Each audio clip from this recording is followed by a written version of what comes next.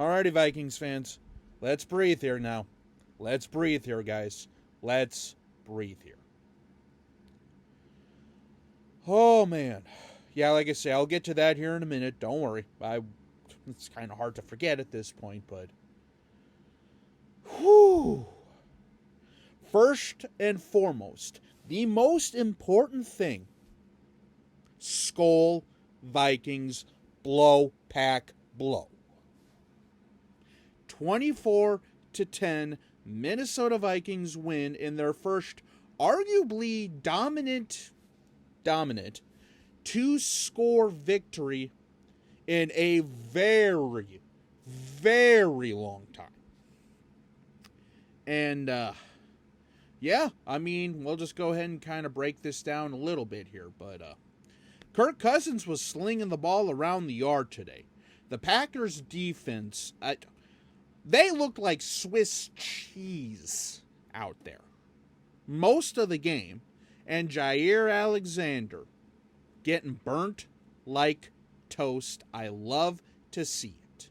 Especially after he basically made it personal when it came to him and Justin Jefferson. And Justin Jefferson wasn't even in, and he was getting torched by Brandon Powell, KJ Osborne, and of course, Jordan Addison had a day. TJ Hawkinson had a couple really key plays, including one at the end of the game. But like I say, we'll get into that here in just a minute. But yeah, I mean, the Vikings looked really good, but the trade deadline is on Tuesday here. And, boy, the Vikings might need to do something here because our run game still is not there, even though Cam Akers did get a rushing touchdown, but Madison just can't seem to find the hole, it seems like. There's wide open holes for him to run through, buddy. Like, there's about 3 or 4 times I saw a gape that could have been at least a 4 or 5 yard gain, but... And also, screw the pitch at this point because we don't have the running backs to be able to do that. The defense had an interception. The defense had some clutch moments. They did give up some chunk yards against Jordan Love, but wow. That Packers offense, with the exception of a few drives there, were non-existent, we'll just say. And yeah. The only reason they had that field goal at the end of the half is because, well, offside lined up. But I suppose time to get to the elephant in the room here. So in the fourth quarter, Kirk Cousins was on a third down play, if I remember right, trying to do a little bit of movement in the pocket.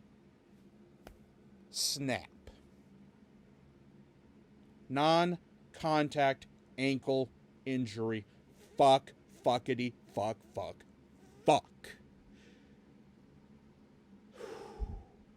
Did not look good, fellas and ladies. Did not look good, Vikings fans. It did not look good. And that's one thing with the Vikings that, even though our run game was bad, even though the receiving game might have a few down games here, even though TJ Hawkinson had some drops, tight ends had some drops, running backs weren't looking the greatest, Kirk Cousins was the quarterback. This is, other than I think a couple games like for rest or illness or something like that, I think he's missed less than 5 games since he's been a Viking. And then snap goes the ankle from what it looked like on a non-contact injury. So now Jaren Hall, come on down.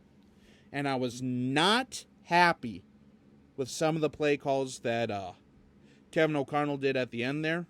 However, once we know more information about Kirk, with the trade deadline upcoming on Tuesday, we'll see what they do here. Honestly, in my opinion, let's see what Jaren Hall can do, but maybe get somebody. Because, like I say, now we're right back in the playoff hunt. And the Packers are, well, yeah. Like I say, it's always good to beat the Packers here, but like I say, we got some bigger issues ahead of us here, Vikings fans. We got some massive issues ahead of us here, potentially. And the trade deadline is Tuesday. So, do you trust Jaren Hall? Do you trust Sean Mannion? Is Nick Mullins still around? Do you go out there and try to find somebody? because that did not look good. And regardless of what happens, he's probably going to be out at least 4 to 6 weeks, if not the rest of the season. But again, there was one play, though, by Jaren Hall. Thank you, T.J. Hawkinson, for basically picking up a clutch first down towards the end there. And, yeah, like I say, Vikings fans, this went from a really, really amazing, season turning around victory. I mean, again, that victory against the 49ers was huge. That kind of springboarded. The Packers have been struggling and are still struggling. But the Vikings gave them a few opportunities, in my opinion, that I wish we didn't give them. But it is what it is. I mean, the defense stepped up at the end when it counted, including that massive, massive interception by Metellus.